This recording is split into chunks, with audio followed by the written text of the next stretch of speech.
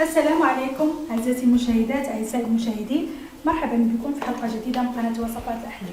اليوم إن شاء الله سأقدم لكم دجاج مبخر مع خضر مرافقة له، ممكن للمناسبات، للضيوف، لوجبة الغداء، وجبة العشاء، صحية ولذيذة. تابعوا معي المقادير وطريقة التحضير.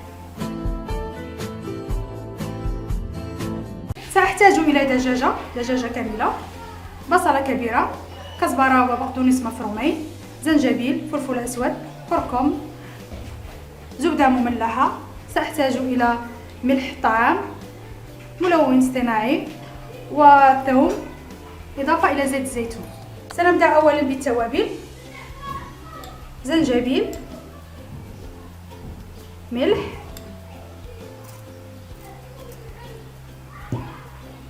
ملون اصطناعي،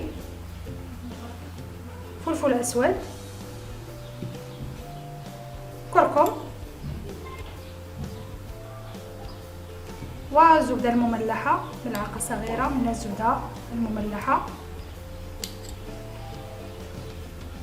بالإضافة إلى زيت الزيتون، قليل من زيت الزيتون، حوالي فصين من الثوم. أمزج جميع التوابل الخاصة بالدجاج على هذا الشكل،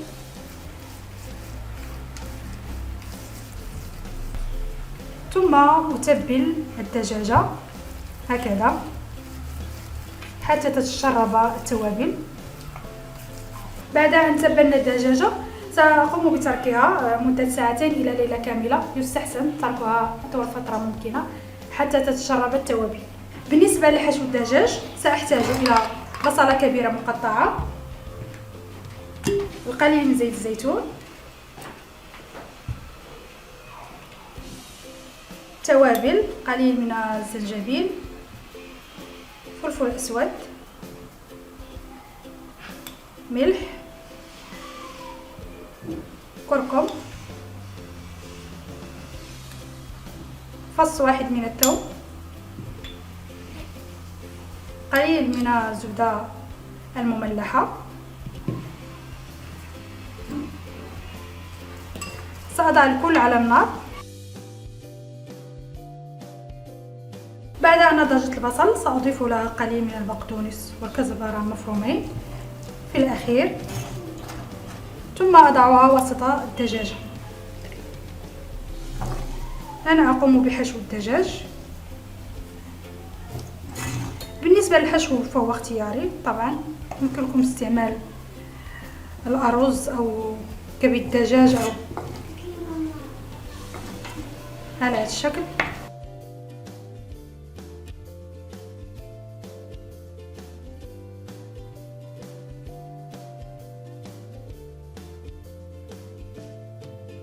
بالنسبة للخضر المرافقة للطبق سأحتاج بطاطس صغيرة مسلوقة، فاصوليا خضراء، سأحتاج إلى جزر مسلوق، كزبرة وبقدونس مفرومين، زيت زيتون، قليل من الليمون الحامض، فلفل أسود، ملح، ثوم. بالنسبة للطريقة سأضع الفاصوليا أولا،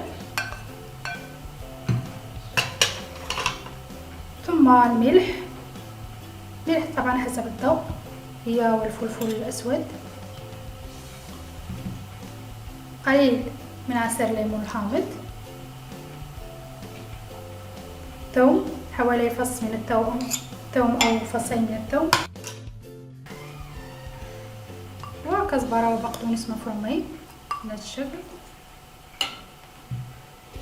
وزيت الزيتون، ثم أضع الكل فوق النار مدة 5 دقائق.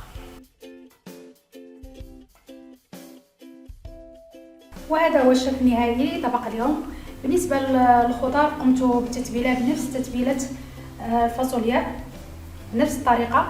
أما الدجاج بعد أن استوى وضعته عليه زبدة ووضعته في الفرن. طبق سهل، أتمنى أن تجربوه. إلا عجبكم الفيديو ديال اليوم ديروا لايك للفيديو، بارطاجيو مع الأصدقاء ديالكم، تابوناو في لاشين، وما تنساوش تشتركوا في صفحتنا في الفيسبوك. السلام عليكم.